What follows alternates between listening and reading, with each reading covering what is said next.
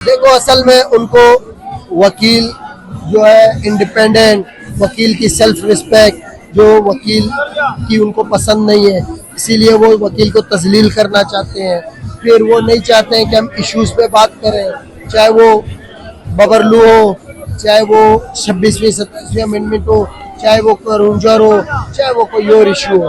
तो इसलिए वो फिर जो है इस तरीके की हरकतों पे उतरे हुए और मुझे बेहद अफसोस हुआ है। और मैं यही कहूँगा कि ये इलेक्शंस जो है डेमोक्रेटिक जो प्रोसेस है ये फ्री एंड फेयर होना चाहिए और इसमें जो है सबको जो राइट देना चाहिए और फिर जो भी लोग जिसको भी सिलेक्ट करें।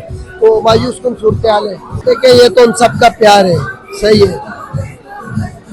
इलेक्शन में मेरा अल्लाह बेहतर जानता होता है, हम तकब्बुर बड़ी बात नहीं करते, लेकिन मैं ये ज़रूर कहूँगा कि अल्हम्दुलिल्लाह हमारी पोजीशन बहुत अच्छी थी। देखो अभी हमारी जो डिमांड होगी मैन कि ये जो इन्होंने बार को पैरालाइज किया हुआ है नॉन इलेक्टेड लोगों को बिठा के, सबसे पहले उनको हटाएं, प्रीवियस कैबिनेट को रेस्टोर करें।